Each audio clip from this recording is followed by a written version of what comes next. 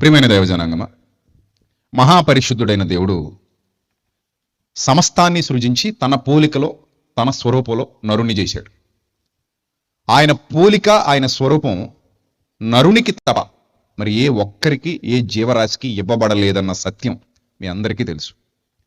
కేవలం ఒక నరునికి మాత్రమే ఆయన పోలిక ఇవ్వబడింది, ఆయన స్వరూపం ఇవ్వబడింది. మరి ఏ ఇతర జీవరాశులకు ఆయన పోలిక ఇవ్వబడలేదు, ఆయన స్వరూపం ఇవ్వబడలేదు. ఎందుకు నరులకు మాత్రమే ఈ అవకాశాన్ని ఇచ్చాడు అంటే మనం ఈజీగా చెప్పొచ్చు, నరుడు దేవుని కుమారుడు. నరుడు ఎవరు?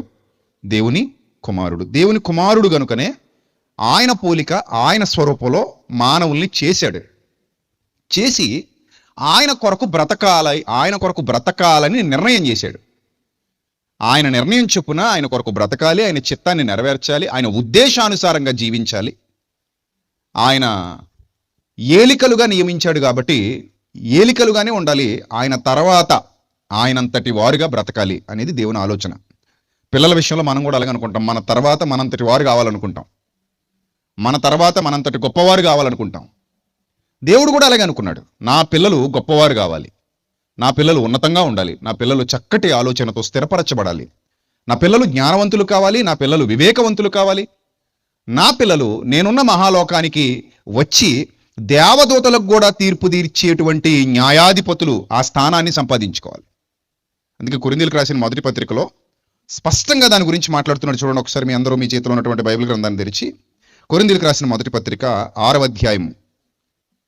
కొరింథీయులకు రాసిన మొదటి పత్రిక 6వ అధ్యాయము మొదటి వచనం చూద్దాం. మీలో ఒకనికి మరి ఒకని మీద వ్యాజ్యం ఉన్నప్పుడు వాడు పరిశుద్ధుల ఎదుటగాక అనీతిమంతుల ఎదుట వ్యాజ్యమాడుటకు తెగించుచున్నాడా అని అడుగుతున్నాడు. ఇప్పుడు సంఘము అంటే ఇది ఒక చట్టం. ఏ చట్టం? దైవ చట్టం. దైవ చట్టం క్రింద సంఘం ఉంది. సంఘం ఎక్కడుంది? దైవ చట్టం క్రింద ఉంది. లోకంలో చట్టాలు ఉన్నాయి, లోకంలో రాజ్యాంగం ఉంది, లోకంలో పోలీస్ వ్యవస్థ ఉంది, న్యాయ వ్యవస్థ ఉంది. అలాగే ప్రభు చట్టం ఒకటి ఉంది. ప్రభు చట్టం, ప్రభు రాజ్యం. ఆ ప్రభు రాజ్యమే సంఘం, ప్రభు చట్టమే జీవగ్రంథం బైబిలు. ప్రభు యొక్క పరిచారకులు ప్రభుత్వ అధికారుల్లాగా ప్రభు యొక్క ప్రభుత్వంలో పరిచారకులు అధికారులు. అందుకే ఈ అధికారమునకు లోబడి ఉండండి అని దేవుడు తన వాక్యం ద్వారా సెలవిచ్చాడు. దేవుని అధికారం, లోకాధికారం. లోకాధికారులకు లోబడి ఉండాలన్నది మనం లోకంలో నేర్చుకున్నటువంటి విషయం. దైవాధికారానికి, సంఘానికి, సంఘ నాయకులకు, అధికారులకు లోబడి ఉండాలన్నది దేవుని ప్రభుత్వంలో నేర్చుకుంటున్నటువంటి విషయం. అయితే ఇక్కడ ఆనాటి సంఘంలో ఒక చిన్న ఇబ్బంది తలెత్తింది. పౌలు గారి పత్రిక రాసే సమయానికి ఒక చిన్న ఇబ్బంది తలెత్తింది. ఆ ఇబ్బంది ఏంటంటే, మీలో ఒకనికి మరి ఒకని మీద వ్యాజ్యం ఉన్నప్పుడు, మనుషులు అన్నాక 1,00,000 సమస్యలు వస్తూ ఉంటాయి. ముఖ్యంగా సంఘాల్లో కూడా 1,00,000 సమస్యలు వస్తూ ఉంటాయి. అలా వ్యాజ్యం ఉన్నప్పుడట వాడు పరిశుద్ధుల ఎదుటగాక అన్నాడు. పరిశుద్ధులంటే ఎవరు? పరిశుద్ధులంటే ఎవరు చెప్పండి, మీరు చెప్పండి. పరిశుద్ధులంటే ఎవరు? క్రీస్తునందు కడుగబడి, క్రీస్తునందు విశ్వాసముంచి దేవుని చట్టానికి మనస వాచ కర్మేన పూర్తిగా సంపూర్ణంగా నేను దేవుని చట్టానికి లోబడుతున్నాను అని చెప్పే ప్రతి ఒక్కరిని దేవుడు ఏమంటున్నాడంటే పరిశుద్ధులు, క్రీస్తును పోలి నడుచుకునేవారు, క్రీస్తును ధరించుకున్నవారు, ఆయన చట్టానికి సంపూర్ణంగా విధేయత కనపరుస్తున్నవారు, లోబడుతున్నవారు పరిశుద్ధులు అని పిలువబడుతున్నారు. అంటే నూతనంగా జన్మించినటువంటి పిల్లలు, రైట్? ఈ పరిశుద్ధులు ఎదుట కాకుండా అనీతిమంతులు ఎదుట వ్యాజ్యమాడుటకు తెగిస్తున్నాడా అంటే, అనీతిమంతులు అంటే ఎవరు? క్రీస్తునందు రక్షింపబడని వారు, ఇంకా లోకంలోనే బ్రతుకుతున్నవారు, అపరాధముల చేత పాపముల చేత చచ్చిపోయిన స్థితిలో ఉన్నవారు, లోకాశలకు లొంగిపోయిన వారు, శరీరాశలకు లొంగిపోయిన వారు, జీవపు డంబానికి లొంగిపోయిన వారు. అంటే ఒకప్పుడు మనం కూడా అలాంటి వారమే, కానీ మనం మారి ప్రభులోకి వచ్చి కడగబడ్డాం. వాళ్ళు ఇంకా ఏమవలేదు, కడగబడలేదు, ఇంకా రక్షణ వస్త్రాలు ధరించుకోలేదు. రక్షణ వస్త్రాలు ధరించుకోకుండా, కడగబడకుండా ఇంకా లోకంలో ఉన్న వాళ్ళ దగ్గరికి వెళ్ళి మా సమస్యలు తీర్చండి అని సంఘం అడగకూడదు అంటున్నాడు. సంఘం ఏం చేయకూడదట? ఒక అనీతిమంతుడి ముందుకెళ్ళి కూర్చొని, అయ్యా నాకు మా బ్రదర్కి ప్రాబ్లం వచ్చింది అంటే, సంఘంలోని ఇద్దరు సహోదరులకో ఇద్దరు సోదరీమణులకో సమస్య వచ్చింది, ఈ సమస్యను పరిష్కరించమని లేదా ఈ సమస్యకు లేదా తగు తీర్చమని, పంచాయతీ తీర్చమని ఎక్కడికి వెళ్ళకూడదు అంటున్నాడు? అనీతిమంతుల దగ్గరికి వెళ్ళి ఎలా కూర్చుంటున్నావయ్యా నువ్వు అని అడుగుతున్నాడు. నువ్వు దేవుని కుమారుడివి కదా, నీతిమంతుడివి కదా, పరిశుద్ధుడివి కదా, పరిశుద్ధురాలివి కదా, మీలో మీకు వ్యాజ్యం ఉన్నప్పుడు, ఒకరి మీద మరొకరికి వ్యాజ్యం ఉన్నప్పుడు వాడు పరిశుద్ధులు ఎదుట కాక అనీతిమంతులు ఎదుట వ్యాజ్యం ఆడుటకు తెగిస్తున్నాడా? ఇదేమైనా బాగుందా? ఇది కరెక్టేనా? మన చట్టం వేరు కదా. అంటే మన చట్టం వేరు అంటే అర్థం ఏంటి? మొదటి ప్రాధాన్యత మన జీవితంలో దైవ చట్టానికి ఇస్తున్నాం కదా, దైవ చట్టానికి లోబడుతున్నాం కదా. మరి దైవ చట్టానికి లోబడుతున్నప్పుడు నీ సమస్య పరిష్కరించలేనంత చిన్న స్థితిలో సంఘం ఉందా అని ప్రశ్నించాడు ఇక్కడ పౌలు. అర్థమైందా? నీ సమస్య ఎక్కడ పరిష్కారం అయిపోవాలట? ఎక్కడ? సంఘము. సంఘం అంటే ఎవరిది? క్రీస్తుది, అంటే దేవునిది. సంఘమునకు శిరస్సు ఎవరు? యేసుక్రీస్తు. అంటే సంఘం ఎవరిది? దేవునిది. సంఘంలో ఎవరున్నారు? దేవుడున్నాడు. అంటే నీ సమస్య పరిష్కారం ఎవరి ఎదుట అయిపోవాలంటున్నాడు? దేవుని ఎదుట అయిపోవాలి. ఎందుకంటే ఇద్దరు పరిశుద్ధులకు వచ్చింది సమస్య, ఇద్దరు విశ్వాసులకు వచ్చింది సమస్య. ఇద్దరు విశ్వాసుల మధ్యలో సమస్య వచ్చింది కాబట్టి ఈ ఇద్దరు విశ్వాసులు సమస్యను సంఘంలోనే పరిష్కరించేసుకోవాలి. మరి సంఘంలో పెద్దలు ఉన్నారుగా, ఇప్పటికీ ఉంటారు. సంఘంలో ఎవరు ఉంటారు? పెద్దలు ఉంటారు. వాళ్ళు పరిశుద్ధులు, క్రీస్తునందు కడగబడినటువంటి పరిశుద్ధులు. అలాగే సంఘంలో నాయకులు ఉంటారు, సంఘంలో అధికారులు ఉంటారు, సంఘంలో జ్ఞానాన్ని బోధించే వాళ్ళు ఉంటారు. సంఘము అనగానే దేవుని ప్రభుత్వంలో ఒక భాగం, దేవుని చట్టంలో ఒక భాగం. అలాంటి విశిష్టత దేవుడు సంఘానికి ఆపాదించాడు, అలాంటి విశిష్టత దేవుడు సంఘానికి కల్పించాడు. గనుక మీరు అనీతిమంతుల ఎదుట వ్యాజ్యమాడుటకు తెగించొద్దు. మీ వ్యాజ్యం ఎక్కడ తేలిపోవాలంటున్నాడు? పరిశుద్ధుల ఎదుట తేలిపోవాలి అని 2వ వచనంలో ఒక విలువైన సమాచారాన్ని మళ్ళీ సంఘానికి ఇచ్చాడు. ఏమనంటున్నాడంటే, పరిశుద్ధులు లోకానికే తీర్పు తీర్చుదురని మీరు ఎరుగరా అన్నాడు. ఎంత గొప్ప ఆధిక్యత, ఎంత గొప్ప ఆధిక్యత. సంఘమా మీరు గుర్తించాలి, ఇక్కడ ఉన్న వాళ్ళందరూ గుర్తించాలి, బాప్తిస్మం పొందిన పిల్లలందరూ గుర్తించాలి, దేవునిలో ఎదుగుతున్న బిడ్డలందరూ గుర్తించాలి. మీకు దేవుడు ఇచ్చినటువంటి ఆధిక్యత ఏంటంటే మీరు ఎవరికి తీర్పు తీరుస్తారట? చెప్పండి, ఎవరికైనా ఉంది అక్కడ? పరిశుద్ధులు లోకమునకు తీర్పు తీర్చుదురని మీరు ఎరుగరా అన్నాడు. అంటే దీని అర్థం ఏంటి? లోకం అంటే ఎవరు? ఇంకా రక్షణలోనికి రానివారు, ఇంకా సత్యాన్ని ఎరుగని వారు, ఇంకా దేవుని జ్ఞానానికి విధేయత కనపరచని వారు, దేవుని జ్ఞానానికి లోబడని వారు, ఇంకా పాపపు జీవితంలో ఆ అపరాధాలలో చచ్చి బ్రతుకుతున్న వాళ్ళు ఎవరైతే ఉన్నారో, భయం భక్తి లేకుండా జీవిస్తున్న వాళ్ళు ఎవరైతే ఉన్నారో, ఆ మూఢత్వంలో అంధకారంలో కాలం గడుపుతున్న వాళ్ళు ఎవరైతే ఉన్నారో వాళ్ళను దేవుడు తీర్పు తీర్చడానికి నీ చేతికి అప్పగిస్తాడట. మీరు ఎవరికి తీర్పు తీర్చారట? లోకమునకు. పరిశుద్ధులు మీరు లోకానికి తీర్పు తీరుస్తారు. మీరు మీ వలన లోకానికి తీర్పు జరగవలసి ఉండగా ఎంత గొప్ప ఆధిక్యత ఇది! మీ వలన ఎవరికి జరగాలి తీర్పు? లోకానికి తీర్పు జరగ. కొత్త నిబంధనకు వచ్చాక కూడా తీర్పు తీర్చే అధికారం ఎవరికి ఇచ్చాడంటే సంఘానికి ఇచ్చాడు. ఇప్పుడు మీకు అర్థం కావాలి కాబట్టి ఇవన్నీ తిప్పి తీసుకొచ్చాను మిమ్మల్ని. ఇప్పుడు మళ్ళీ కొరింథీయులకు రాసిన మొదటి పత్రిక 6వ అధ్యాయము, కొరింథీయులకు రాసిన మొదటి పత్రిక 6వ అధ్యాయము 2వ వచనం. ఇప్పుడు చదవండి, నేను చక్కగా అర్థమవుద్దాం మీకు. పరిశుద్ధులు లోకమునకు తీర్పు తీర్చుదురని మీరు ఎరుగరా? చెప్పండి, ఇప్పుడు మీరందరూ ఎవరు? లోకానికి తీర్పు తీర్చే సామర్థ్యం కలిగిన తీర్పరులు. ఎవరి పక్షాన? దేవుని పక్షాన. దేవుని పక్షాన లోకానికి తీర్పు తీర్చేవారే దేవుని పిల్లలట. ఎంత గొప్ప స్థానం అది! సామాన్యమైన స్థానం అది. ఎంత గొప్ప ఉన్నతమైన స్థానాన్ని దేవుడు తన పిల్లలకి ఇచ్చాడు, ఉన్నతమైన స్థానాన్ని సంఘానికి ఇచ్చాడు. మీరు లోకమునకు తీర్పు తీర్చవలసిన వారు అని చెబుతూ 2వ లైన్ అంటాడు, మీ వలన లోకమునకు తీర్పు జరగవలసి ఉండగా, మీ వలన లోకమునకు తీర్పు జరగవలసి ఉండగా మిక్కిలి అల్పమైన సంగతులను గూర్చి తీర్పు తీర్చుటకు మీకు యోగ్యత లేదా? చూసారా? అంటే ఇప్పుడు సమస్య సంఘంలోనిదైతే ఆ సమస్యను సంఘంలో పరిష్కరించే యోగ్యత మీకు లేదా? ఆ సమస్యను అక్కడే తేల్చేసి సెట్ చేసే యోగ్యత మీకు లేదా? ఉందా లేదా? చెప్పండి, ఉందా లేదా? ఉంది. కానట చాలామంది సమస్య సంఘంలోని వ్యక్తుల మధ్యకి వచ్చినా కూడా ఎక్కడికి వెళ్ళి పంచాయతీ పెట్టుకుంటారు? చెప్పండి, ఎక్కడికి వెళ్తారు? లోకస్తుల దగ్గరికి పోతారు. ఎవరో పెద్దలు ఉంటారు, లోకల్ అధికారులు ఉంటారు. వాళ్ళ దగ్గరికి వెళ్ళి కూర్చుంటారు కట్టుకొని ఇలాగా. వాళ్ళకి వాక్యం తెలుసా? తెలీదు. వాళ్ళకి ఏమైనా దేవుని జ్ఞానం తెలుసా? తెలీదు. వాళ్ళు ఏమైనా క్రీస్తునందు కడగబడిన వారా? కాదు. క్రీస్తులో పవిత్రీకరించబడిన వారా? కాదు. వాళ్ళలో క్రీస్తు ప్రేమ, భయం, భక్తి ఏమైనా ఉన్నాయా?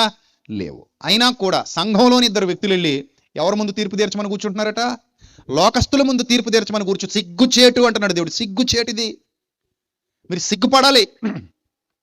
ఎందుకంటే నేను మిమ్మల్ని చాలా గొప్పగా ఊహించుకుని మాట్లాడుతున్నాను మీ గురించి. దేవుడు అంటున్నాడు, చాలా ఉన్నతమైన స్థితిలో నేను మిమ్మల్ని నిలబెట్టాను. మీ వలన లోకమునకే తీర్పు జరగాలి అని నేనంటుంటే మిక్కిలి అల్పమైన సంగతులను గురించి మీకు తీర్పు తీర్చుటకు మీకు అధికారము లేదా అని అంటాడు 3వ వచనంలో. లోకాన్ని దాటి మళ్ళీ ఇదే పెద్ద గొప్ప ఆధిక్యత అనుకుంటే 3వ వచనంలో మీరు లోకానికి తీర్పు తీరుస్తారన్నదే గొప్ప ఆధిక్యత అనుకుంటే, దాన్ని మించిన ఆధిక్యత గురించి ఇక్కడ 3వ వచనంలో మాట్లాడుతున్నాడు. ఏమంటున్నాడు చూడండి, మనము దేవదూతలకు తీర్పు తీర్చుదుమని ఎరగరా. బా ఏడిది, లోకం అయిపోయింది, లోకానికి తీర్పు అయిపోయింది. ఆ స్థాయి నుంచి అంటే ఇంకా అప్గ్రేడ్ అవుతున్నాం మనం, ఇంకా గొప్ప స్థితికి ప్రమోషన్ ఇస్తున్నాడు.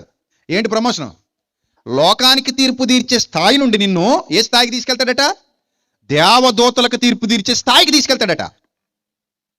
అంటే దేవుడు నిన్ను ఏ రూపంలో చూస్తున్నాడట? చిన్నగా చూస్తున్నాడా, బాగా పెద్దగా చూస్తున్నాడా? ఎలా చూస్తున్నాడమ్మా నిన్ను? గొప్పగా చూస్తున్నాడా, హీనంగా చూస్తున్నాడా దేవుడు మిమ్మల్ని? చెప్పండి, ఈ మాటకి సమాధానం చెప్పండి. దేవుడు మిమ్మల్ని గొప్పగా చూస్తున్నాడా, హీనంగా చూస్తున్నాడా? ఎంత గొప్పగా చూస్తున్నాడు అంటారు? సాదాసీదాగా చూస్తున్నాడా? చాలా గొప్పగా చూస్తున్నాడు, చాలా గొప్పగా.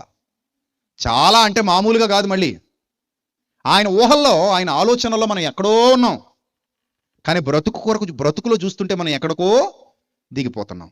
ఇది ఎందుకు జరుగుతుందంటే, మనకి సరిగా మన మనోనేత్రాలు వెలిగింపబడకపోవటం వల్ల, మన గొప్పతనం మనకి తెలియకపోవటం వల్ల, మన ఔన్నత్యం ఏంటో మనకి తెలియకపోవటం వల్ల, అసలు మనం ఎంత గొప్ప స్థితిలో ఉంచబడిన వారమో మనకు అర్థం కాకపోవటం వల్ల ఈ దుస్థితి ఏర్పడింది అనుకుంటున్నాను.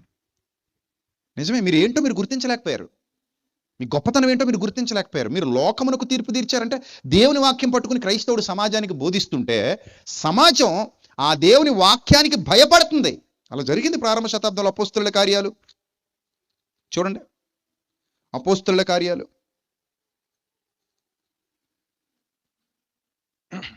24వ అధ్యాయము.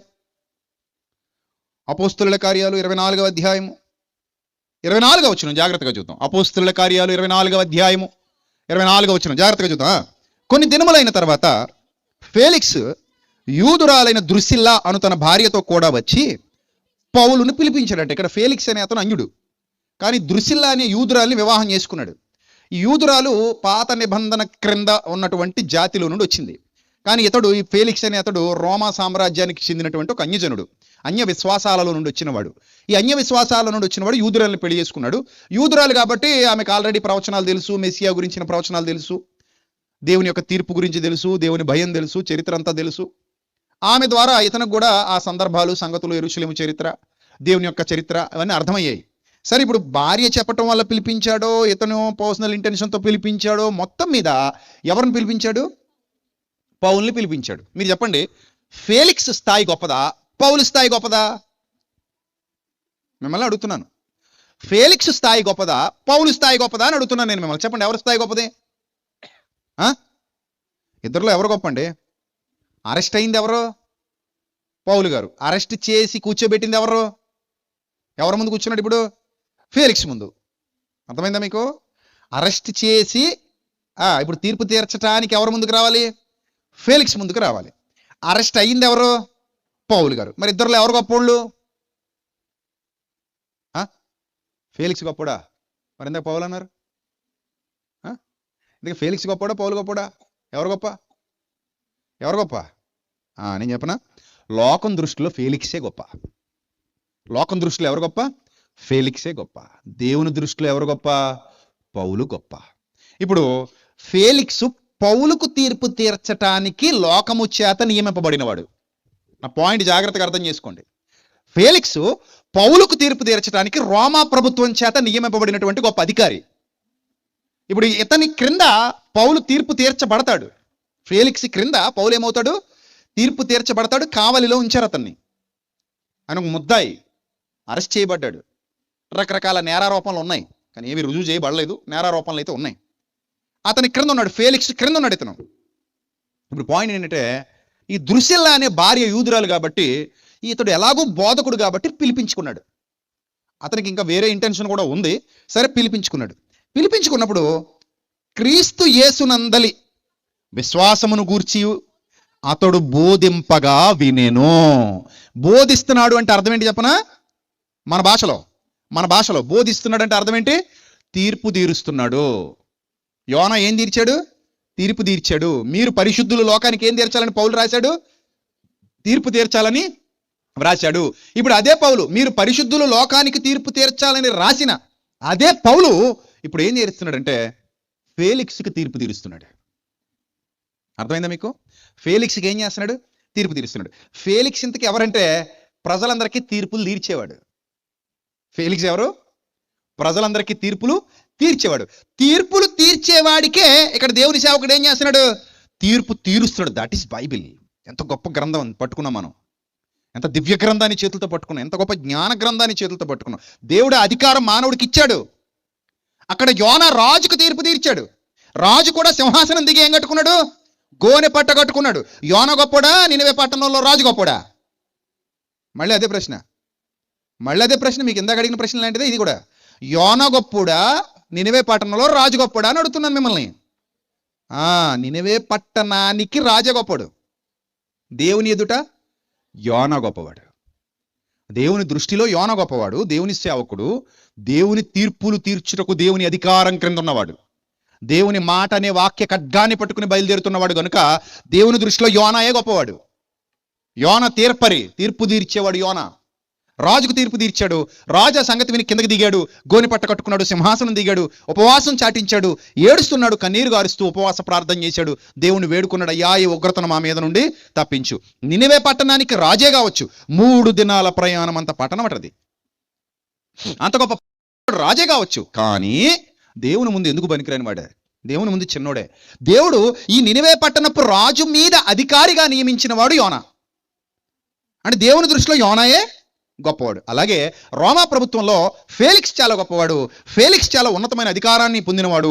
ఫేలిక్స్ తీర్పులు తీర్చేవాడు లోకానుసారంగా రోమా ప్రభుత్వ కాలంలో. కానీ ఆ ఫేలిక్స్కు కూడా తీర్పు తీర్చటానికి దేవుడు నియమించుకున్నవాడే పౌలు. బాగా అర్థం చేసుకోండి, చాలా విలువైన ప్రసంగం ఇది. ఆ ఫేలిక్స్ కూడా తీర్పు తీర్చటానికి దేవుడు ఎన్నుకున్నవాడు ఎవరు? Paul. He was not an ordinary guy. చాలా గొప్ప వ్యక్తి, చాలా ఉన్నతమైన వ్యక్తి. చూడ్డానికి చాలా చిన్నగా కనబడవచ్చు, చూడ్డానికి చులకనగా కనబడవచ్చు, చూడ్డానికి విలువ లేనివాడిగా కనబడవచ్చు, చూడ్డానికి ఖైదీలాగా కనబడవచ్చు. కానీ ఈ ఖైదీ ఎవరైతే అధికారి ఉన్నాడో ఈ అధికారికి కూడా దేవుని సముఖంలో ఏం తీరుస్తాడు? తీర్పు తీరుస్తాడు. ఇప్పుడు లోకమునకు తీర్పు జరుగుతోంది. దేని ద్వారా లోకానికి తీర్పు జరుగుతుందని యోహాను సువార్త 12వ అధ్యాయంలో చదువుకున్నాం. మీరు చదువుకున్నారు కదా యోహాను సువార్త 12వ అధ్యాయంలో. నా మాటయే వానికి తీర్పు తీర్చును, నా మాట అన్నాడు. దేవుని మాట మీకు తీర్పు తీర్చేస్తుందట. దేవుని సేవకుడు మీకు తీర్పు తీర్చేస్తున్నాడు. దేవుని సేవకుడు మీకు బోధిస్తున్నాడు. అయినా మీరు ఆ బోధకు వ్యతిరేకంగా వెళ్తున్నారంటే మీకు తీర్పు అయిపోతుంది. దేవుని సేవకుడు మీకు హెచ్చరిక చేస్తున్నాడు, అయినా మీరు ఆ హెచ్చరికను ఖాతరు చేయలేదు. ఆఫ్టర్ ఆల్ మనిషే కదా అని అనుకున్నారంటే మీకు ఆల్రెడీ ఏమైపోతుంది? తీర్పు అయిపోతుంది. అక్కడ మనిషిగా చూడకూడదు దేవుని సేవకుడు, అంతే. అతడు మనిషి కాదు, దేవుని సేవకుడు. అతడు ప్రకటిస్తున్నది దేవుని వాక్యం, దేవుని చట్టం. ఆ చట్టం క్రింద ఉన్నారు మీరు. సంఘం అంతా కూడా దేవుని చట్టం క్రిందే ఉంది. ఆ చట్టంలో దేవుని సేవకుడు ఒక అధికారి. ఆ సేవకుడు వాక్యాన్ని పట్టుకుని బోధిస్తున్నాడు అంటే బోధిస్తూ ఉండగానే తీర్పు జరిగిపోతుంది. బోధిస్తూ ఉండగానే ఏం జరిగిపోతుంది? తీర్పు జరిగిపోతుంది. నువ్వు వింటూ ఉండగానే తీర్పు జరిగిపోతుంది. అందుకే మీరు లోకమునకు తీర్పు తీర్చుదురని మీరు ఎరుగరా? మీరు ఎవరికి తీర్పు తీరుస్తారు? లోకమునకు మీ వలన తీర్పు జరగాలి. ఎలా జరుగుతుందో చూడండి. ఇప్పుడు అతడు విశ్వాసమును గురించి బోధింపగా వినును. అప్పుడు అతడు 25వ వచనం, అపోస్తలుల కార్యాలు 24వ అధ్యాయము 25వ వచనం జాగ్రత్తగా చదువుదాం. అప్పుడు అతడు నెంబర్ 1 దేని గురించి మాట్లాడేట?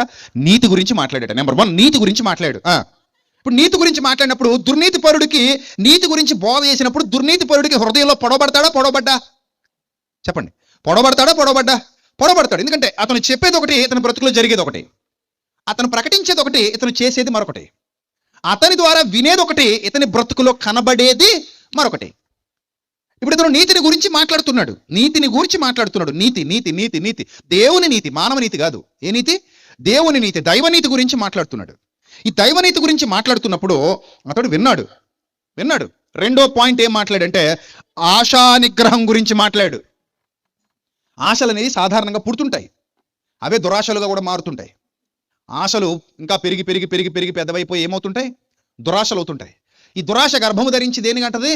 పాపాన్ని కంటది. దురాశ గర్భమును ధరించి పాపమును కనును. ఈ పాపం ఆజ్ఞాతిక్రమం అవుతుంది. ఈ ఆజ్ఞాతిక్రమం దేవుని దృష్టిలో నేరం, మళ్ళీ అది శిక్షార్హం అవుతుంది. మరలా నిన్ను నరకాగ్నికి పంపించడానికి అది ఆధారం అవుతుంది. అర్థమవుతుందా నా పాయింట్? రైట్. ఇప్పుడు ఆశా నిగ్రహం గురించి ఎవరికి బోధిస్తున్నాడట? ఫేలిక్స్కి. నీతి గురించి ఎవరికి బోధిస్తున్నాడు? ఫేలిక్స్కి. ఇప్పుడు ఫేలిక్స్ నీతిలో ఉన్నాడా, దుర్నీతిలో ఉన్నాడా? దుర్నీతిలో ఉన్నాడు. చూడండి ఎంత విచిత్రంగా ఉండదంటే ఈ సందర్భం చదువుతున్నప్పుడు. ఒక ఖైదీ ఒక అధికారికి తీర్పు తీరుస్తున్నాడు. చరిత్రలో వింతైన సంఘటన. ఒక ఖైదీ ఒక అధికారికి తీర్పు తీరుస్తున్నాడు. వాస్తవానికి ఇతడు సంఖ్యలతో బంధింపబడిన ఖైదీ. ఇతనికి శిక్ష విధించడానికి పైన అధికారి ఫేలిక్స్. కానీ ఆ ఫేలిక్స్ దేవుని మాట వినటానికి ఎప్పుడైతే సిద్ధపడ్డాడో, దేవుని సేవకుడు బోధించే బోధ వినటానికి ఎప్పుడైతే సిద్ధపడ్డాడో, సీన్ మొత్తం రివర్స్ అయిపోయింది. సీన్ మొత్తం రివర్స్ అయిపోయి అతని స్థానంలోనికి ఇతను వచ్చాడు, ఇతని స్థానంలోనికి అతను వెళ్ళాడు. సింహాసనం ఒకటి తక్కువ అంతే. కనిపించిన అదృశ్య సింహాసనం పౌలుకుంది. ఏ సింహాసనం ఉంది పౌలుకి? అదృశ్య సింహాసనం మీద నిలబడి తీర్పు తీరుస్తున్నాడు. ఒక అదృశ్య సింహాసనం అంటే దేవుని యొక్క సన్నిధి, దేవుని శక్తి, దేవుని న్యాయదండము, దేవుని రాజదండము. తీర్పు తీర్చుటకు పౌలు పట్టుకున్న రాజదండం దేవుని రాజదండం. అది దేవుని రాజ్యానికి సంబంధించిన రాజదండం, దేవుని చట్టం, దేవుని న్యాయదండం అనగా దేవుని వాక్యం. ఇది అతని హృదయంలో ఉంది. అలాగే అంతర్లీనంగా ఆయనను అనుసరిస్తున్న, ఆయనను వెంబడిస్తున్న ఆత్మ, పరిశుద్ధాత్మ శక్తి కలిగి ఉన్నాడు. ఆ శక్తితో తీర్పు తీరుస్తున్నాడు. తీర్పరిగా నిలబడ్డాడు. ఇప్పుడు ఎదురుగా కూర్చుని వాక్యం వింటున్నటువంటి ఫేలిక్స్ ఆ తీర్పుకు లోబడుతున్నాడు. నీతిని గురించి మాట్లాడాడు. అతనిలో ఉన్న దుర్నీతి దానికి వ్యతిరేకంగా ఉంది కనుక పొడవబడుతున్నాడు. ఆశానిగ్రహం గురించి మాట్లాడు, కానీ దురాశలతో నింపబడ్డాడు కనుక ఏమవుతున్నాడు? పొడవబడుతున్నాడు. మూడవదిగా దేని గురించి మాట్లాడు? రాబోయే విమర్శను గూర్చి ప్రసంగించుచుండగా, అంటే ఇంకా పూర్తి అవ్వలేదు ప్రసంగం. రాబోయే విమర్శ. దుర్నీతికి దురాశకి కట్టుబడిన ఓ ఫేలిక్సు, దుర్నీతికి దురాశకి లోబడిపోయిన ఓ ఫేలిక్సు, రాబోయే ఉగ్రతను నువ్వు ఎలా తప్పించుకోగలుగుతావయ్యా? రాబోయే ఉగ్రత నుండి నిన్ను ఎవడు విడిపిస్తాడు? ఒక భయంకరమైన ఉగ్రత దినం రాబోతుంది. అది చాలా ప్రమాదకరమైనది, అది చాలా ఘోరమైనది, అది చాలా చాలా చాలా భయానకమైన పరిస్థితి కనబరచబోతోంది. అలాంటి ఒక దుస్థితికి నువ్వు వెళ్ళబోతున్నావు. అప్పుడు నువ్వు ఏడుస్తావు, పండ్లు కొరుకుతావు. ఎంత ఏడ్చినా ఆ యొక్క దినము నుండి నువ్వు తప్పించుకొని పారిపోలేవు, ఎక్కడికి పోలేవు. అది దేవుని ఉగ్రత దినం, అది ప్రచండమైన ప్రళయాగ్ని దినం, అదొక భయానకమైన దినం. ఆ దినమును ప్రతివాడు రొమ్ము కొట్టుకోవాలి, ఆ దినమున ప్రతివాడు ఏడవాలి, కన్నీరు గార్చాలి. అయ్యో అయ్యో అయ్యో, నేను ఎందుకు ఇలాంటి తప్పిదం చేశాను, నేను ఎందుకు ఇలాంటి దుస్థితిలో ఉన్నాను, నేను ఎందుకు ఇలాంటి బుద్ధిహీనమైన ఆలోచన కలుగును, ఎందుకు ఇలాంటి కఠినమైన హృదయాన్ని కలిగిన రోజు అందరూ కూడా రొమ్ము కొట్టుకుని ఏడుస్తారట, రొమ్ము కొట్టుకొని. అలాంటి ఒక ప్రమాదకరమైన దినం పరిస్థితి రాబోతుంది, జాగ్రత్త అని విమర్శ దినమును గూర్చి, రాబోవు విమర్శను గూర్చి. ఆ విమర్శలో నువ్వు కూడా ఉంటావు ఫేలిక్సు. ఆ విమర్శలో నువ్వు ఎక్కడికి తప్పించుకోవాలి. ఇప్పుడంటే సింహాసనం మీద ఉన్నావు కాబట్టి డోకా లేదనుకుంటున్నావు. ఇప్పుడు సింహాసనం మీద ఉండి చిల్లర నీ రాజ్యాంగ ప్రకారంగా, అంటే నీ లోక సంబంధమైన రాజ్యాంగ ప్రకారంగా, నీ రోమా ప్రభుత్వ రాజ్యాంగ ప్రకారంగా తప్పులు చేసిన వాళ్ళందరికీ నువ్వు కూడా అదే తప్పులు చేస్తూ ఉన్నా కూడా వాటిని కప్పిపెట్టేసుకుని కింద ఉన్న అమాయకులందరికీ నువ్వేం చేస్తున్నావు? తీర్పులు తీరుస్తున్నావు, శిక్షలు విధిస్తున్నావు. కానీ దేవుని వాక్యం అంటోంది నువ్వు నేరస్తుడివని. దేవుని వాక్యం నేను పట్టుకుంటుంది నువ్వు నేరస్తుడివని. దేవుని వాక్యం చెబుతోంది నీవు దుర్నీతిలో ఉన్నావని, నీవు దురాశలలో ఉన్నావని. గనుక నీ దుర్నీతికి నీ దురాశకి విమర్శ జరగబోతోంది. ఇది పౌలు గారి ప్రసంగం. నీ దుర్నీతికి నీ దురాశకి ఏం జరగబోతోంది? విమర్శ జరగబోతోంది. ఒకానొక దినాన నువ్వు విమర్శలో నిలబడాలి. లోకం నిన్ను వదిలేయచ్చు, లోకం నుంచి నువ్వు తప్పించుకోవచ్చు, కానీ ఒకానొక దినాన నువ్వు ఎక్కడ నిలబడాలి? విమర్శలో నిలబడాలి. ఒక విమర్శ దినం రాబోతుంది అని ప్రసంగించాడట. ఎప్పుడైతే తినలా ప్రసంగించాడో ఫేలిక్స్ హృదయం లోపల మిగుల భయం కలిగింది. చూసారా? అంటే తీర్పు జరిగిందా? చెప్పండి, జరిగిందా జరగలేదా? తీర్పు జరిగింది. ఎవరు తీర్చారు తీర్పు? దేవుని సేవకుడు తీర్చాడు. దేంతో తీర్చాడు? దేవుని మాటతో, దేవుని వాక్యంతో తీర్చాడు. ఎప్పుడైతే తీర్పు తీర్చేశాడో, దేవుని వాక్యంతో ఎప్పుడైతే తీర్పు తీర్చేశాడో, అతని హృదయంలో భయం పట్టేసుకుంది. ఓహో, ఫిక్స్. ఏంటి ఫిక్స్? నేను ఉగ్రతలోనికి వెళతాను. ఇతడు చెప్పిన బోధ ప్రకారంగా నా బ్రతుకు లేదు గనుక, ఇతడు బోధించిన బోధ ప్రకారంగా నా జీవితం లేదు గనుక, ఈ వాక్యాన్ని బట్టి నా బ్రతుకును పరిశీలన చేసుకుంటుంటే నేను ఎక్కడికి పోతానని అర్థమవుతుంది. ఈ వాక్యాన్ని బట్టి నా బ్రతుకును పరిశీలన చేసుకుంటుంటే నేను ఎక్కడికి వెళ్ళిపోవాలని అర్థమవుతుంది. ఖచ్చితంగా నిత్యాగ్నికి వెళ్ళిపోతాను, నిత్య నరకానికి వెళ్ళిపోతాను, ఆ ఉగ్రతలోనికి వెళ్ళిపోతానని ఎవరు ఫిక్స్ అయిపోయారు? ఫేలిక్స్ ఫిక్స్ అయిపోయాడు. అప్పుడు భయం పుట్టిందట. నిజమే, దేవుని వాక్యం లోపలికి వెళ్తే భయం వేస్తుంది. సరిగా అర్థమైతే భయం వేస్తుంది. సరిగా ఆలోచిస్తే అవును కదా, నేను చేస్తున్న తప్పు కదా అని లోపల భయం పుడుతుంది. ఆలోచించని వాడు నేను తప్పు చేయట్లేదు అనుకుని వెళ్ళిపోతాడు గుడ్డిగా. సరిగా ఆలోచించిన వాడు మాత్రం అర్థం చేసుకుంటాడు. అదే జ్ఞానికి అజ్ఞానికి తేడా. ఒక అజ్ఞాని దేవుని జ్ఞానాన్ని తనదైన కోణంలో జ్ఞానం అనుకుని నమ్ముకుని ముందుకు పోతాడు మూర్ఖంగా. అందుకే ఒకడు నడుచు మార్గము వానికి యథార్థమైనదిగా కనబడును, తొదకది మరణమునకు దారితీయును. అది అజ్ఞాని లక్షణం. జ్ఞానికి తలలో గలవట కన్నులు. జ్ఞాని కన్నులు ఎక్కడున్నాయట? తలలో ఉన్నాయట కన్నులు. జ్ఞానికి మామూలు కన్నులు కాదట అవి, తలలో ఉన్నాయట కన్నులు. తలలో ఉన్నాయంటే వెనకాల ఇలా తలెత్తి చూడకండి, కనబడవు. జ్ఞానికి గల కన్నులు, తలలో ఉన్నటువంటి కన్నుల గురించి బైబిల్ గ్రంథం చెబుతుంది. దానినే మనోనేత్రము అంది. మనోనేత్రము, మానవ నేత్రానికి మనోనేత్రానికి ఉన్న తేడా అదే. ఈ మనోనేత్రం లోతైన సంగతులను అధ్యయనం చేస్తుంది, లోతైన సంగతులను నేర్చుకోగలుగుతుంది. డేగ కన్ను ఎలాగైతే ఆకాశంలో ఎక్కడో ఉండి నేల మీద ఉన్న ఎర్రను చూడగలుగుతుందో, జ్ఞాని కన్నులు కూడా లోతైన సంగతులు చూడగలుగుతాయి, లోతైన సంగతులు అర్థం చేసుకోగలుగుతాయి, లోతైన జ్ఞానాన్ని తవ్వగలుగుతాయి, తవ్వి తీయగలుగుతాయి, అందులో ఉన్న పలు కోణాలను స్పృశించగలుగుతాయి. అంతే తప్ప గుడ్డెద్దు చేలుబడ్డట్టు వెళ్ళిపోడు జ్ఞాని. ఇప్పుడు కూడా తలలో ఉన్నాయట జ్ఞాని కన్నులు. అలాంటి జ్ఞాన సముపార్జన చేసి ఆ సర్వసత్యాన్ని విడమరిచి ఉపదేశించి లోకానికి పరిశుద్ధులు ఏం తీరుస్తారు? తీర్పు తీరుస్తారు. అందుకే నువ్వు వాక్యం వినేసి ఇంటికి వెళ్ళిపోయిన తర్వాత కూడా నీ మనసు కుదుటగా ఉండదు. ఎప్పుడు దుర్నీతిలో ఉంటే గనక, దురాశల్లో, దుర్నీతిలో, పాపబంధకాలలో ఒకవేళ నువ్వు ఉంటే, నువ్వు వాక్యం విని ఇంటికి వెళ్ళిపోయిన తర్వాత కూడా ప్రశాంతంగా ఉండలేవు. నువ్వు వాక్యం విని ఇంటికి వెళ్ళి పడుకున్నా కూడా, లేదా రేపైనా ఎల్లుండైనా సరే విన్న వాక్యం నీలో ఉండి నేను ఏం చేస్తూ ఉంటుంది? పొడుస్తూ ఉంటుంది, పొడుస్తూ ఉంటుంది. అంటే తీర్పు ఏమవుతుందనమాట? జరుగుతుంది, నిత్యం జరుగుతుంది తీర్పు. ఒకసారి లోపలికి వాక్యం వెళ్ళిపోయిందా, అది నువ్వు తప్పు చేసిన ప్రతిసారి నీకేం తీరుతుంది?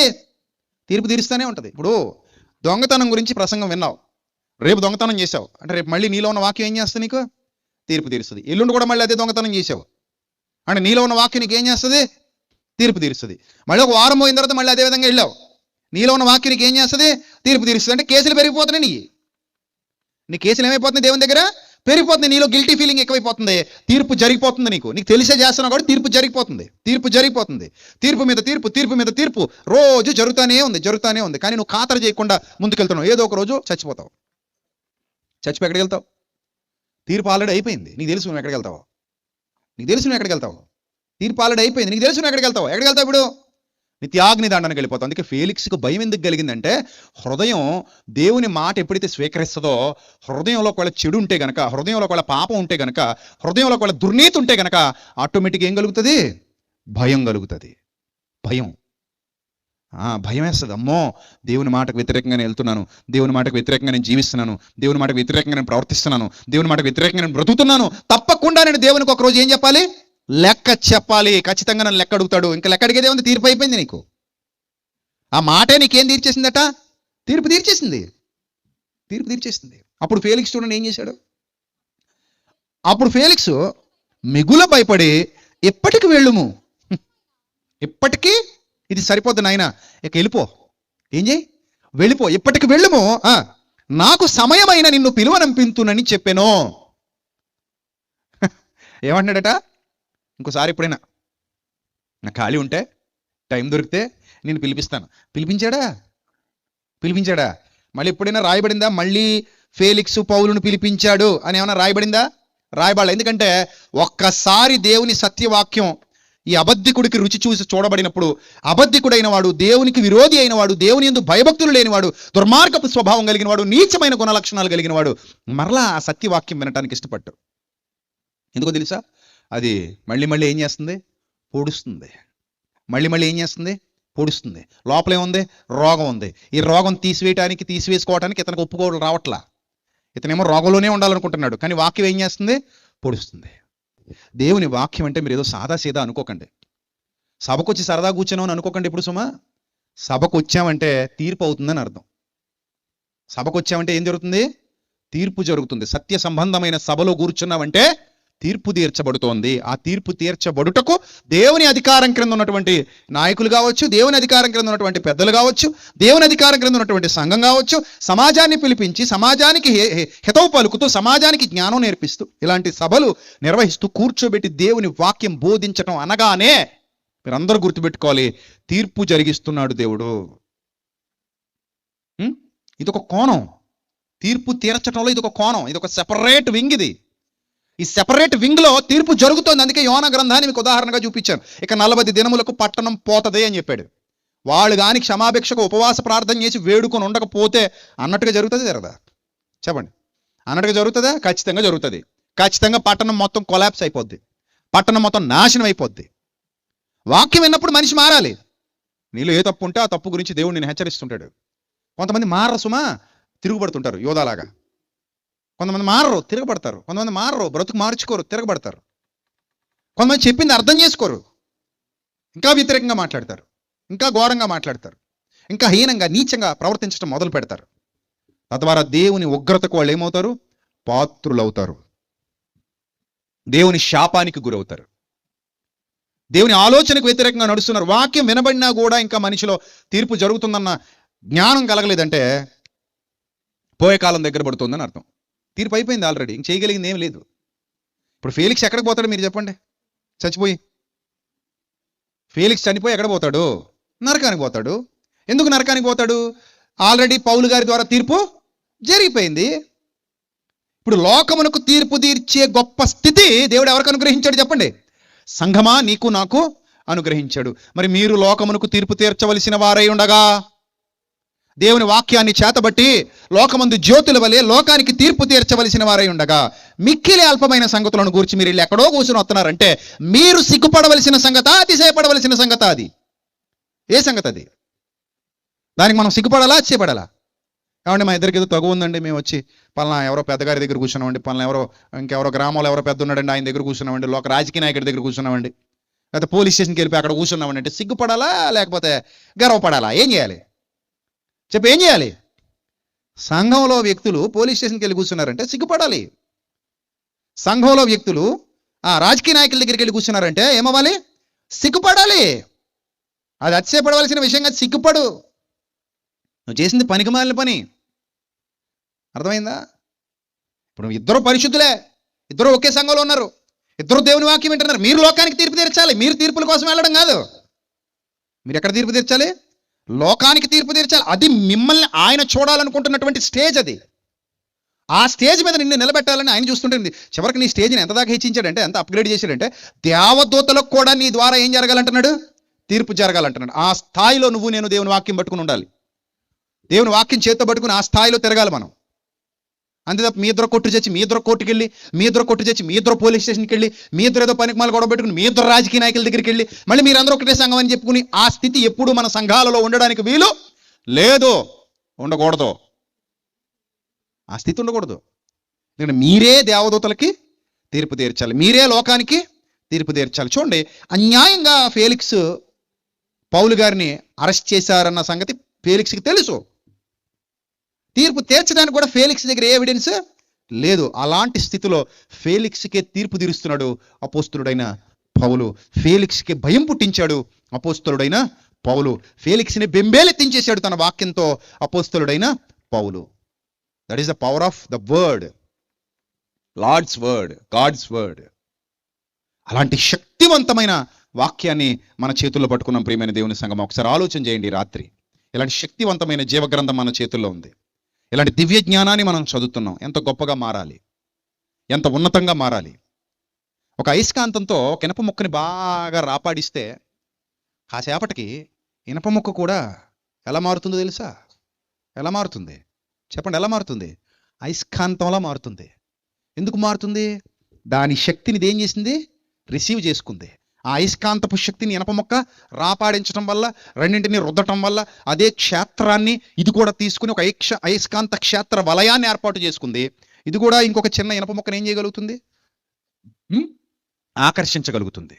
మరి నేను నిన్ను అడుగుతున్నాను రాత్రి సూటిగా, దేవునితో అంటుకట్టబడ్డావు నువ్వు. ఏమయ్యావు? దేవునితో అంటుకట్టబడ్డావు, దేవునితో ఏకమయ్యావు, దేవునితో జతపరచబడ్డావు. మరి ఆయన శక్తికి తగినట్టుగా, ఆయన జ్ఞానానికి తగినట్టుగా, ఆయన గొప్పతనానికి తగినట్టుగా ఆయన నీ నుంచి కోరుకుంటున్న ఆ అత్యున్నత స్థానం, ఎంత అత్యున్నత స్థానాన్ని దేవుడు నీకు ఇవ్వాలనుకుంటున్నాడు. అత్యున్నత సింహాసనంపై ఆసీనుడైన దేవుడు అత్యున్నత స్థానాన్ని నీకు నాకు ఇవ్వాలనుకుంటున్నాడు.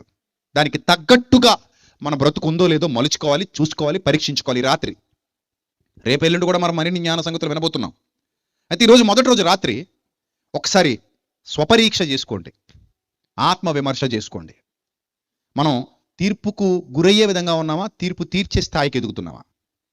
తీర్పు తీర్పించుకునే స్థితిలోనే ఉన్నామా? తీర్పు తీర్చగలిగే సామర్థ్యం సొంతం చేసుకుంటున్నామా అనేది ఈ రాత్రి మీరందరూ పరీక్షించుకోండి ప్రియమైన దేవుని సంగమా.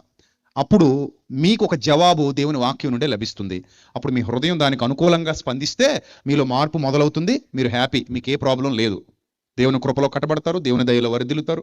మీరు బాగుంటారు, మీ సంఘాలు బాగుంటాయి, మీ కుటుంబాలు బాగుంటాయి, మీ జీవితాలు బాగుంటాయి, నిత్య జీవం వరకు వెళతారు. మీకు ఏ ఇబ్బంది లేదు. దేవుడు మిమ్మల్ని తప్పకుండా చేర్చుకుంటాడు, మిమ్మల్ని ఆశీర్వదిస్తాడు, దీవిస్తాడు, బలపరుస్తాడు, స్థిరపరుస్తాడు. లేదు దానికి వ్యతిరేకంగా ఏమైనా ఒకవేళ రిపోర్ట్ వచ్చింది అనుకోండి, మాటలు విన్న తర్వాత దేవుని వాక్యంలో నుండి వెంటనే మీరు మారు మనస్సు పొందాల్సిన అవసరం ఉందని గుర్తించాలి. వెంటనే మిమ్మల్ని మీరు సరిదిద్దుకోవాల్సిన అవసరం ఉందని గుర్తించాలి. మిమ్మల్ని మీరు బాగు చేసుకోవాల్సిన అవసరం ఉందని గుర్తించాలి. ఇది ఎంతైనా అవసరం అని గుర్తించాలి. అర్థమైందా? లేదంటే విమర్శ దినమున మరింత తీవ్రమైన స్థితిలోనికి మనం వెళ్ళిపోవాల్సి వస్తుంది. జాగ్రత్త యవనస్తులారా, యవనస్తులైన దేవుని పిల్లలారా, అక్క చెల్లెమ్మల అన్నదమ్ములు అందరికీ చెప్తున్నాను, జాగ్రత్త. మనం తీర్పు తీర్చవలసిన వారమే తప్ప తీర్పు తీర్చించుకోవాల్సిన వాళ్ళం కాదు. తీర్పుకు నిలబడవలసిన వాళ్ళం కాదు, తీర్పు తీర్చవలసిన వాళ్ళం. అలాంటి శక్తిని దేవుడు మనకి ఇచ్చాడు, అలాంటి సామర్థ్యాన్ని మనకి దేవుడు ఇచ్చాడు. ఎక్కడైనా సరే దేవుని వాక్యం చేతబట్టి వాదించి ఒప్పించగలిగే శక్తి సామర్థ్యాలు దేవుడు మనకు అనుగ్రహించాడు. వాటిని బట్టి అతిశయించండి, వాటిని బట్టి ఆనందించండి, మిమ్మల్ని మీరు పరీక్షించుకోండి. రేపేళ్ళుండి మరిన్ని మహాజ్ఞాన సంగతులు నేర్చుకుందాం. ఇదే వేదికను ఆశ్రయించి దేవుని జ్ఞానాన్ని సంపాదించుకుందాం. దేవుని కృప ద్వారా మీతో పాటు అనేకులను వెంట పెట్టుకుని రేపు ఇంకా త్వరగా రండి. అర్థమైందా? This is not good time. ఇది సరి అయిన సమయం కాదు వాక్యం వినటానికి. ముఖ్యంగా పల్లె ప్రాంతాల్లో అసలు సరైన సమయం కాదు. ఎందుకు సరైన సమయం కాదు అంటున్నాను మీకు అర్థమైందా? ఏమర్థమైంది? నిద్రపోతున్న వాళ్ళు స్తోత్రం చెప్పండి అనాలా? మరి ఏమనాలి? నిద్రపోతున్న వాళ్ళు దేవునికి స్తుతించనాలా? నిద్ర వస్తుందా రావట్లేదా? ఎంతమందికి వస్తుంది చేయి చూపించండి. ఇంకెందుకు అయిపోయింది ఆమెనంటాను కాసేపట్లో. అదిగా ఆవిడకి వస్తుంది పాపం, అలా కూర్చుంది ఇందాక నుంచి. ఈవిడికి వస్తుంది, ఏం చేయాలి అర్థం కాక, పొద్దునుంచి పని చేసి అలసిపోయి ఉన్నాం. మా ఊళ్ళో సభలు పెట్టారు, అది మా సంఘ వాళ్ళు పెట్టారు, వెళ్ళకపోతే బాగోదు.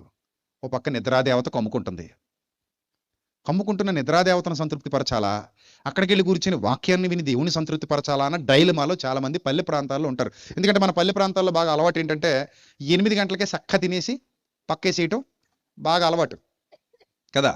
నైట్ బాగా ఈ మొబైల్స్ వచ్చిన తర్వాత అలా తగలటారు, కానీ 12-1 గంట దాకా ఎక్కువ శాతం పల్లె ప్రాంతాల్లో 7 గంటలకే నిద్రపోయేవారు పూర్వం. 7-8 అయ్యేసరికి చక్కగా అన్ని చక్కబెట్టేసి కొండలు కడిగేసుకొని హాయిగా స్లీప్లోకి వెళ్ళిపోయారు, డీప్ స్లీప్లోకి. తెల్లవారుజాములు లేచేసి అలవాటు పల్లెల్లో ఉన్న వాళ్ళకి. దాదాపు 4 అయ్యేసరికి కోడి కూసేస్తుంది. 4:30-5 గంటలకల్లా అందరూ ఏం చేస్తారు? నిద్రలో నుండి బయటకు వచ్చేస్తారు, మేల్కొంటారు. అలా మేల్కొనాలి అంటే తెల్లవారుజాము 5 గంటలు లేవాలంటే 8 గంటలు పడుకోవాలి. అలాంటి అలవాట్లు ఉన్న వాళ్ళని కూర్చోబెట్టి 12 గంటలకి 11 గంటలకి 1 గంటకి వాకింగ్ చెప్తే ఎవడింటాడు? ఎండు కదా. మరి రేపు ఎన్ని గంటలకు మొదలు పెడదాం? 8:30 తీసుకుందామా? ఉంటారా టైంకి? కుదరదా? ప్రభుత్వ ఉద్యోగాలు ఏమైనా ఉన్నాయి అర్ధరాత్రి దగ్గర? రేపు 8:30కే దేవుని వాక్యం వినడానికి సిద్ధపడదాం. దేవుడు మిమ్మల్ని మీ కుటుంబాన్ని దీవించి బలపరిచి స్థిరపరిచి రేపు ఇక్కడ నడిపించి అనేక సంగతులు ఆయన సేవకుని ద్వారా మాట్లాడి మీకు నేర్పించును గాక. ఆమేన్. తల వంచండి, ప్రార్థన చేసుకుందాం. మహాపరిశుద్ధుడైన మా కన్న తండ్రి, మహోన్నతుడ, దయగల దేవ, కృపగల ప్రభు, ఇప్పటి వరకు విలువైన మీ వాక్య జ్ఞానము చేత మీ పిల్లల్ని బలపరిచినందుకు, సంఘాన్ని బలపరిచినందుకు, కుటుంబాన్ని దీవించినందుకు స్తోత్రం తండ్రి. బిడ్డలు మీ కృపలో వర్ధిల్లింపచేయండి, జ్ఞాన వివేకములు దయచేయండి. వారు విడిచిపెట్టే గుంపులో గాక విన్న వాక్యం అనుసరించి జీవించగలిగే భాగ్యాన్ని ప్రసాదించమని సమస్త ఘనత, మహిమ, ప్రభావములు మీకు మాత్రమే ఆరోపిస్తూ ప్రభు రేపేళ్ళుండి జరగబోతున్న సభలను ఇంకా ఘనంగా మీ నామానికి మహిమకరంగా జరిగించమని వేడుకుంటూ యేసుక్రీస్తు ప్రభు వారి దివ్య నామంలో ఈ ప్రార్థన మనవులు సమర్పించి మీ వద్ద నుండి జవాబు పొందుకుంటున్నాం మా కన్న తండ్రి. ఆమెన్. అందరికీ వందనాలు. మే లార్డ్ బ్లెస్ యు ఆల్.